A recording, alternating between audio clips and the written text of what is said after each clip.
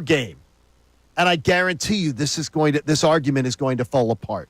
Is A.J. Brown, should we be discussing him with Justin Jefferson, Jamar Chase? Yes, we should. And all them. Yes. I guarantee you those numbers are not going to hold up for you. You're probably right. As far as the targets. But And they're not going to be good. Quarterbacks are guys that are dropping back 40 times a game. Jalen Hurts is not throwing it that many times. But it's malpractice that A.J. is not a bigger part of this offense.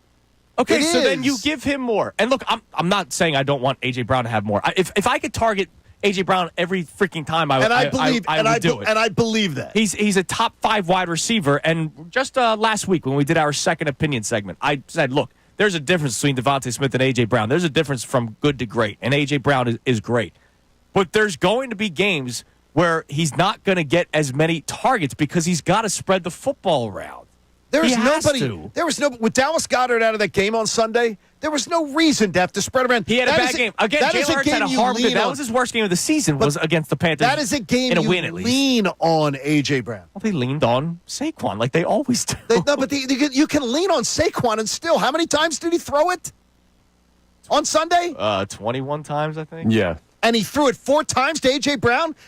I cannot believe the words are coming out of your mouth. No, that's a bad game, but the point of this is this has been brewing. That's what's been told by Andrew DeCecco, who just texted you. Yes. E.J. Smith, that this has been brewing. Brewing since when?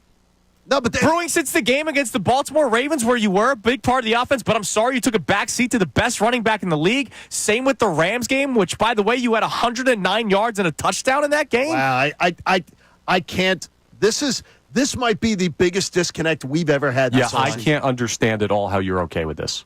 I can't understand what you're arguing. A.J. Brown is one of the four best. Am I out of line? We'll call him top 5. Top 5 wide receiver in the NFL. Okay. It's absurd.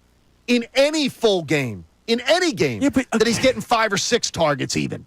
But they only throw the ball 22 times. Okay. Then he has 22 times. Then guess what? Get him his 6. 6 targets is more than a quarter of the times if it's 22. No, a quarter? There should no way should he just get a quarter, Andrew. He is one of the most reliable receivers in the NFL.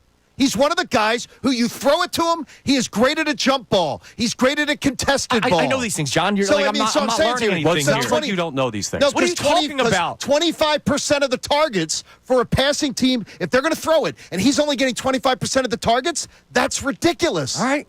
It's absurd. So you guys are totally okay with A.J. Brown getting frustrated publicly about his lack of usage in the offense. All he answered is passing game. His answer was passing game. No, I do. But his answer was he didn't go off and say, my quarterback played like backside today. No, he didn't do that. He didn't do that. He said, what's the biggest problem with this offense right now? The passing game. That is not ultra-inflammatory. That is, and by the way, but it's led to discussion when they're 11-2, and I didn't think we needed to have this discussion. If you have a team that's throwing 21 times a game or 22, and A.J. Brown is not getting 8 of those targets, it's malpractice. Because they don't have that great of pass catchers. Dallas Goedert is good for a dropsy every game. Yes, he is. I want Devontae Smith to get his. This is absurd. It's not enough. They're not using a great weapon that they've got. All right, so let's hear from you guys at 610-632.